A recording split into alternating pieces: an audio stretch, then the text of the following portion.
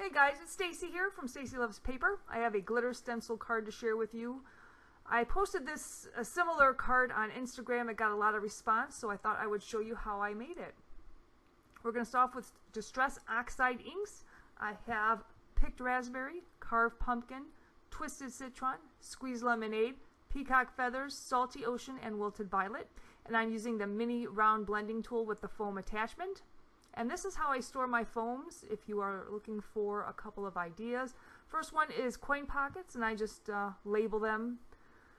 And then I had this before. It's a little folder I made with Velcro and a piece of just plastic in between.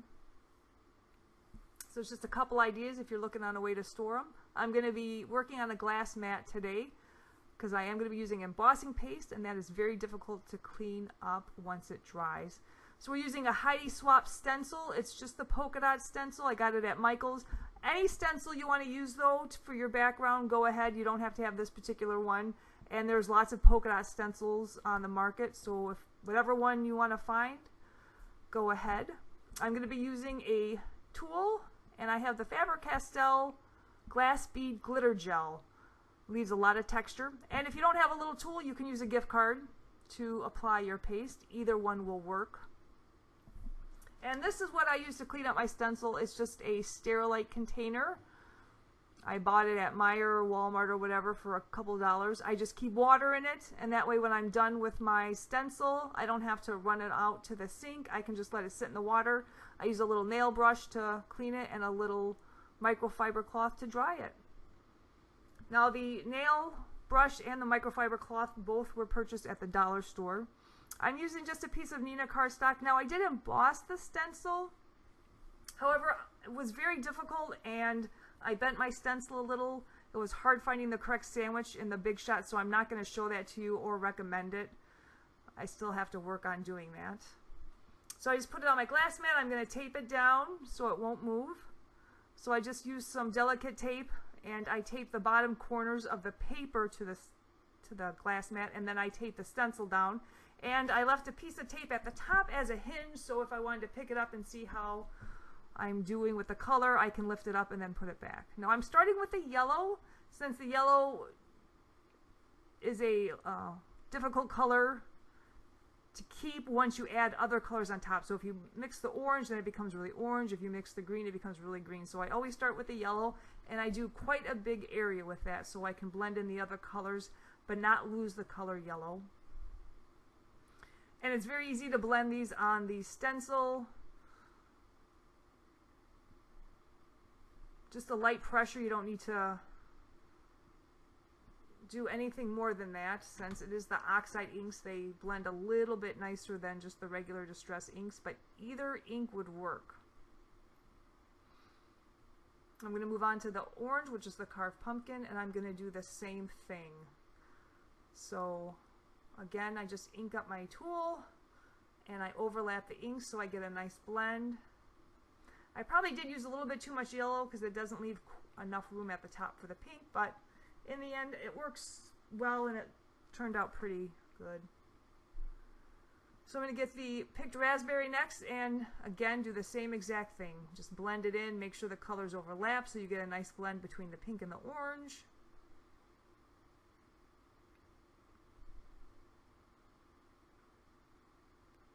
Then I'm going to take the twisted citron. Well, actually I'm going to go back with the orange and the pink just to get a nice blend. Now I'm going to take the twisted citron and again blend it with the yellow.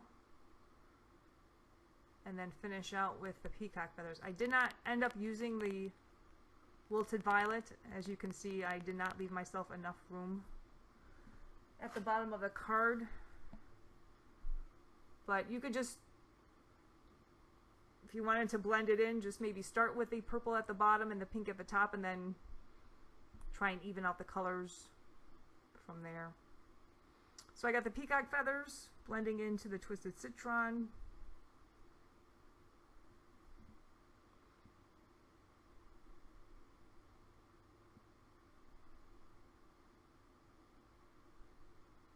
And I'm just going to go back over, make sure I get a nice blend in between the colors. Now the yellow, unfortunately, because it's so light. Once you use that foam, it gets a little bit of the other colors on it. So that's just one thing to be careful of. If you go to use the yellow again, you might get a little bit of whatever color you used last.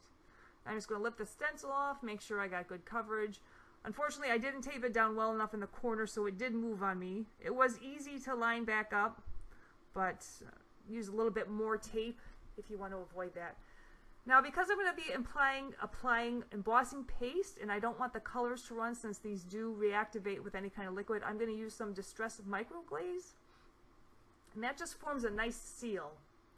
So once I add some embossing paste, the colors won't bleed, and I won't color my embossing paste or get pink color mixed in with green, etc., etc. So just a nice light coat. I'm using the same kind of blending tool. I have a dedicated foam for the glaze. Actually, a dedicated tool for the glaze. I just keep them stored together. And just make sure you do a nice light coat over the entire card, and then just buff it away with any kind of a cloth. I just use a microfiber cloth. And as a side note, my hummingbird just showed up. I have a hummingbird feeder right outside the window, and can't tell if it's a male or female yet, but she just showed up. First time I seen her this year. I, among other animals, love hummingbirds, and that's my most favorite bird to watch. So that's kind of exciting. I've been waiting. So back to the card. I'm putting my stencil back down. Okay, sorry about that. I had to go look at the hummingbird. I believe it's a female. So again, I'm lining the stencil back up. I'm just going to give the top of the stencil a quick wipe with the baby wipe just to get the color off so I don't contaminate my embossing paste. It's not a big deal if you do. Just don't use a lot of embossing paste, because once you color a clear embossing paste, you don't want to put the extra back into the jar. So I'm just going to line it back up. And like I said, it's not too bad to line up, especially since I did emboss it with the big shot. It leaves indentation, so the stencil kind of locks into place a little bit. And it's not a huge deal if you don't line it up perfectly, since the embossing paste does dry with some glitter. It looks kind of cool if it's offset from the color just a little bit. So I have the embossing paste, and I'm just pointing out with the tool, you want kind of a big end if you're using a small stencil, because the little tool there will get right into the polka dot of the stencil, and you'll get embossing paste under the stencil. So just make sure you use a bigger tool. And I do keep a little seal on the embossing paste too, just to help keep it from drying out. And you can see the kind of sparkle you get when it's dry. So that embossing paste is gorgeous. I'm just going to put some on my tool and then start applying it to the stencil. It does have the little beads in it, so it is a thick embossing paste. So you're not going to get a nice thin coat. It's not going to be very even. However, once it dries, it leaves a nice texture. Not too much though. It should go through the mail fine if you don't do any more layers. And once it's dry, you can't really tell if it's too uneven or not. So don't put a lot of effort into making sure it's kind of smooth. I kind of went overboard here, as you'll see. So if you did not use the glaze and you're just using the paste right on the ink itself, use a small amount of paste at a time, and make sure when you dip back into the jar, you don't have any colored paste on your tool, because then you'll color your embossing paste and it won't dry clear anymore. It'll dry with a color. So just one thing to caution you on when you're using a clear type of embossing paste. Actually, any kind of embossing paste could get discolored, unless you're using like a black or maybe silver, I'm not sure, but just one thing to watch for. If you're using it over colored inks, watch for contamination. So just a little bit more in the corner, and you can't see it yet, but at one point you'll notice that I didn't get a nice thick coverage on parts, especially where it's the peacock feathers color. But when I looked at the card once it's dry, you can tell if you rub your finger on it, but if you look down at the card, you can tell that there's less embossing paste there than other places. So again, I'm putting in a little too much effort trying to even it out and get a perfect coverage. Just don't even need to worry about it. Slap it down, get rid of the excess so you can save it back in your jar, and call it a day. So I got the extra. Again, I'm making sure it's not colored as I put it back in the jar. And I try not to leave it right against the rim because that tends to dry out. I try to stick it down with the rest of it. Put the little seal back on and cap it up. Make sure you turn the cap tight, but don't overturn it because you can snap the cap on some of those, which I did. And then my embossing paste dried to a solid rock and I had to toss the jar. So just another point of caution. And just going to remove the stencil. You want to make sure you clean up your embossing paste very quickly because once this dries on any surface not easy to clean, it's hard to get off. So I put my stencil in my water that I had there, and I'm going to lift up my cardstock very carefully so I don't smudge it. You can see that green area there that I was talking about. So as you can see right now, the embossing paste is cloudy. I just stick it in a box while it dries, and once it's completely dry, it'll be clear. It'll be very easy to tell when it's ready to be touched. It'll be a little sticky, so once it's clear and not sticky, you know it's completely dry. Probably takes a couple hours to get completely dry where you can really handle it. I did not time it though, I was doing other things. So I'm just cleaning off my mat, but again, since it's a glass mat, if it did dry on this, I have a little scraping tool that I can use to scrape off any of the dried embossing paste right here. Again, you can get one of those at the dollar store. I'm showing you this die. It's a My Favorite Things Celebrate die. I didn't end up using it, though now that I'm watching the video, I wish I would have. It turned out really pretty, and it probably looked really good on the card. I did end up using a Simon Says Stamp Happy die cut, but I did it the same way. I'm using my Big Shot machine, and I'm also using a Simon Says Stamp balloon die. And I'm going to use the balloon die on some vellum. You can't really see it too on the video, but the vellum I did spray with some rainbow ink or glitter ink, glitter spray, just to make it kind of a glittery piece of vellum. I did that a while ago. That was just an extra piece I had, just for a little bit more sparkle and shine. So there is the piece all dry. You can tell that the embossing paste is completely clear. The sparkle is gorgeous. So that is what I was going to use, and like I said, I wish I would have, because I think that looks better than my final card. Though the final card still looks good, I like to celebrate better. So there's the Happy, and I'm currently using the Twisted Citron ink to ink blend onto that die cut, though you can see in the next part of the video I ended up using peacock feathers instead. I like that. Just a little bit better. Blue, teal are some of my favorite colors, and I wasn't too crazy about the Twisted Citron against the background. Otherwise, I usually like that color. So you just hold, I'm just holding the die cut carefully and just using just the very corner of my tool, since some of the die is kind of small and thin. If you rub too hard on your tool, you can bend it. So just take it slow, carefully. You don't have to put down a lot of pressure. There's a lot of ink on my tool, so it colors that cardstock very easily. And I'm using Neenah white cardstock in the 80 pound today. So you can see there's the second part of my happy word with the peacock feathers, and I have a Tonic Nouveau glitter pen, so I'm just going to add some glitter to it. And since it is a Distress Oxide ink, it's going to kind of color the edge of my brush pen there. So just make sure when you're done, you just rub it onto a scrap piece of paper to get that color off.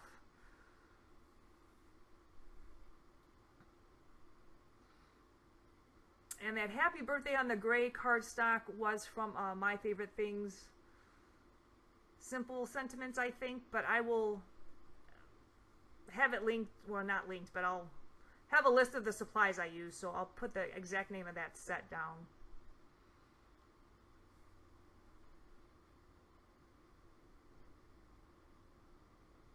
So I'm just going to stack the die cuts, so I'm going to just glue some white die cuts and then glue the peacock feather die cuts on top, just so I have a more sturdy die cut. It's a little thicker, gives it a little bit more dimension to the card. I'm just using a two-way glue pen for that. I like that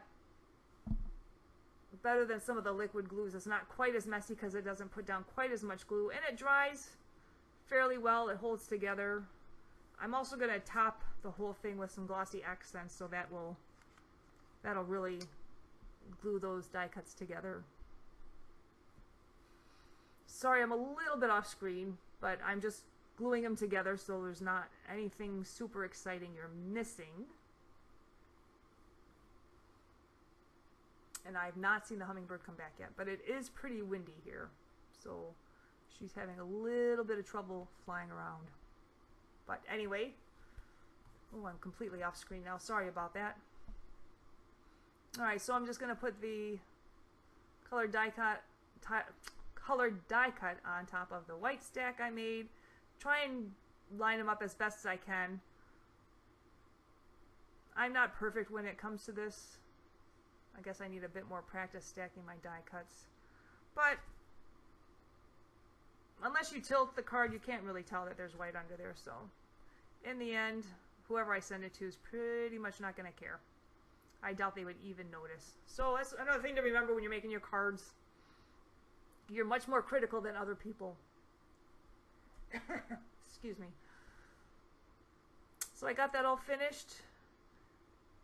And don't ask me what I'm doing with it now, because I do not know.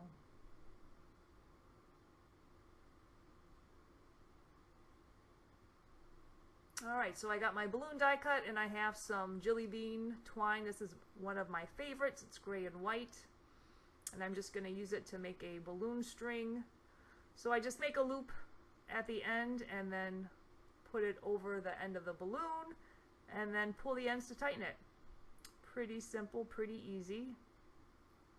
Now this next part coming up, I did leave in as something not to do. So I got it cut. I'm sorry I'm off screen. I'm just putting it on the card to see how it looks. See how much twine I need to make sure I have enough. And I'm lining up the die cuts. Now I do like that birthday on the gray. Again, I wish I would have used that instead of what I ended up using, which is this. So I have just a white piece of cardstock. I'm getting out the peacock feathers ink again. And I'm going to use that same happy birthday sentiment and stamp it down. Though I'm just going to use the birthday part of the word, not the happy birthday. So I just inked up half of the stamp. And I had to move it so I could really see what I was doing, so I didn't get any ink on the happy part of the word. You could cut them in half. I do that with some of my stamps. I just didn't feel like doing it then. I'm sorry, my head gets in the way. I'm just trying to make sure I just have the birthday being stamped down.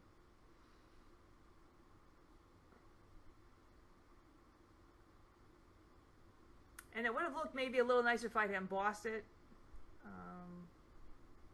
So, hindsight. I could always make the card again. I do like to make multiples of some of my cards, just because I think that they've turned out so pretty. I just make sure I don't send them to the same family, so you could always make, 6 of the same birthday card, and as the year goes through, you can just send them to different people. I'm just cutting a fishtail in the end there to make it into a little banner. Do pretty much what everybody else does, cut a little slit in the middle, then meet up on both ends. The one side was a little bit bigger, so I'm just trimming off a little bit more. Again, it's not perfectly even, but I don't think the recipient is really gonna notice that.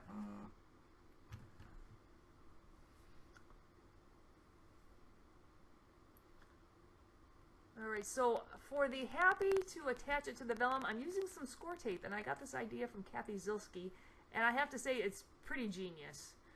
If you've ever glued anything to vellum, it can be messy. The glue kind of squeezes out, and then it gets on the vellum, and then you can really see it. So the score tape works wonderfully, and this is probably the thinnest score tape they make.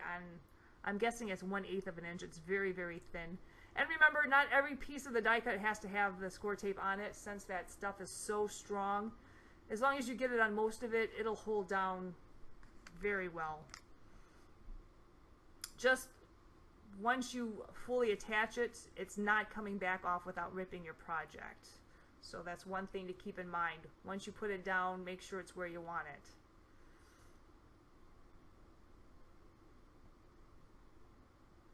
So I just added it to the back of all the die cuts. I'm just gonna line them up there, pull off the release paper, and stick it down. And I'm pulling off the release paper now. kind of hard. I'm almost got it. Getting it, getting it, getting it. There we go.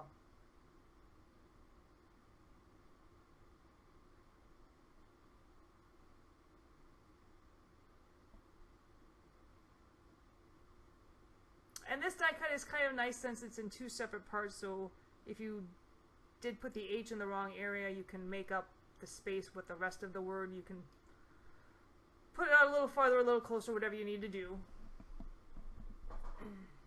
And this is one of my favorite word sentiments. I love the way it's called the Painted Happy Birthday by Simon Says Stamp. And I absolutely love that kind of font. I think it's really fun for a birthday card. So I do use this one quite a bit when I'm making birthday cards or have a happy day or whatever kind of sentiment you want to use with the word happy in it. So I attached it to the vellum, and I'm going to do the same thing. I wish I would have used the gray birthday, but what are you going to do? So just trying to see which one I like, trying to line it up. I decided to go with that one for I don't know why. And then I'm just going to use some foam tape on that. Didn't have to, I could have stuck it right down, but I did overlap the Y just a little bit. So the foam tape helps. And the foam tape, I use a Scotch 3M foam tape, and that sticks really well to the vellum. And then I'm going to use the same foam tape on the back, and that stuff sticks really well to any kind of embossing paste, any kind of glitter. It holds really well. So that is what I recommend when you're trying to attach anything to something with a lot of texture. And I'm just cutting it into tiny, tiny strips, which is super easy with a pair of scissors that have the coating. And then again, you don't have to make sure it's on every part of the word. As long as most of it's covered in the foam tape, you're going to get a really good bond, and it's not going to go anywhere unless somebody actually tries to rip it off. So I'm just putting it on the thicker part of the words, which is another reason why I like this die cut. It has thick parts. I don't know if you've ever tried to attach a super thin die cut. It is almost too difficult. I had a set that I actually got rid of for that very reason. They were hard to read, they were so thin, and there was no way I was going to attach it down to a card unless you use something like stick-it adhesive or something, but for some reason I never remember to use that until I've already die cut it. So I'm just hiding all that foam tape behind the word and behind the banner, and then I can attach it to the front of my card.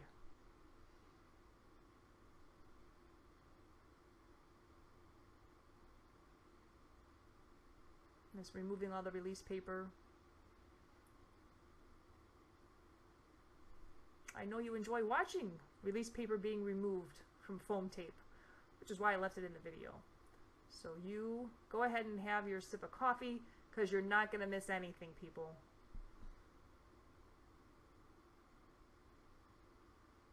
It's tedious, and it almost kills me to watch it back. So sorry that I didn't delete that out, but that's the real life, I guess, when you're doing cards. You got to make sacrifices. Alright, so I attached it down, and again, like I said, it's not going anywhere, and you can see I was trying to get stuff out of my way, because when I craft, everything I use is in a 2-inch section of my workspace. My camera is on my desk. I have no room to move it, because I do have to plug it in. That's a whole nother story of why the battery doesn't work. So, I don't have much room to videotape. So everything gets crowded in. Alright, so here's that part that I mentioned probably an hour ago. I left it in just as a what not to do.